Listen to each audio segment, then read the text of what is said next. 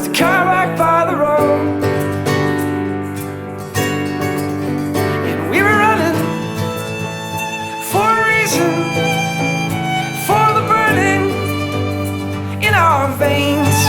And we were running for a reason, just need to get away. As I'm getting to the middle of the room, I'm finding a small problem. There seems to be a little bit of a dip in the floor. There were a couple of different products available at Menards. I think I got it mostly off the bottom now. It's kind of like thick, sandy mashed potatoes. I just dumped the entire gallon out onto the floor, and I'm using this board to sort of gauge where there needs to be more. Got it all nailed down and got everything out of here, including the kitchen sink. And it's off to rent a sander. You can see that. I had run all these through the planer, but there's still a little bit of finish on them, paint on now.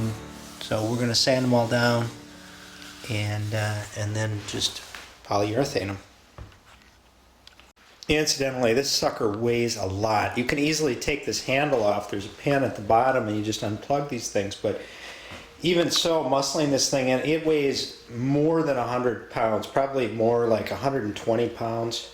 So it's super heavy. I was concerned that I might blow circuit breakers, but according to the tag on it here someplace, it's only 6.7 amps, so it should be good. We'll see.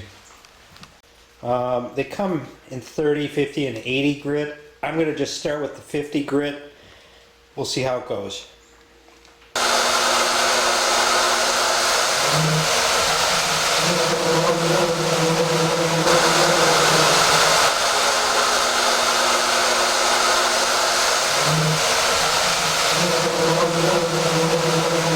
Alright, done with the first set at 50 grit, and a mistake I made, you don't have to make, is I should have gone with 30 grit, and I should have bought more sandpaper. I don't know why. I could have just returned it if I didn't use it. So I'm running into spots like over here where I can't get deep enough with the pass. I'm going to go over this with my hand sander, but you know, it is hard to mess up things with that orbital sander. Start with the 30 grit, even on softer wood like this. This thing does a super job of sucking up the dust as you go. It's got a shop vac basically built into it. I got rid of my mask because really it's cleaner in here than when I started. We're getting there. I just ended up sort of running out the clock with 80 grit sandpaper on the orbital sander. Just went randomly all over the place.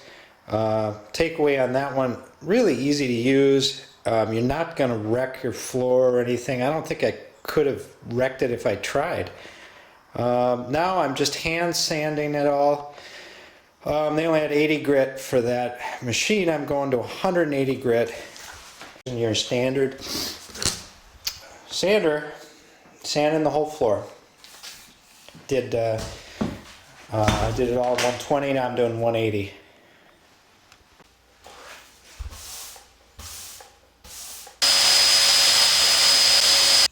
I really couldn't find any definitive information about what would be best to finish the Douglas Fir floors that I'm using, so I'm going with what's available at local Menards here. Varathane, oil-based satin polyurethane.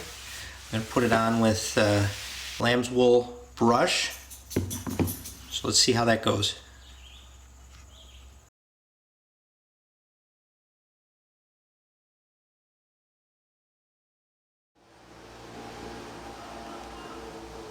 It was taking a very long time for the floor to dry, and so I let it dry overnight. This is after the second coat, and frankly it looks like crap. So there's a lot of spots where it's uneven, and some of that will even out with the third coat, but there's also a lot of air bubbles and some drips. So I'm sanding it all down with 180 grit sandpaper. Hopefully that'll take care of some of these air bubbles and whatnot. The other thing that I'm going to do is use a brand new pad on the third. I think reusing the pad made it worse, and I'm going to try to get it as thin as possible. So just sanding it all right now with 180 grit sandpaper. It's been about 5 hours since I put this third coat on after sanding it. And I got to tell you, despite being as just incredibly careful as I could to put it on smoothly, as thin as possible, it still doesn't look good. You can see in places like here,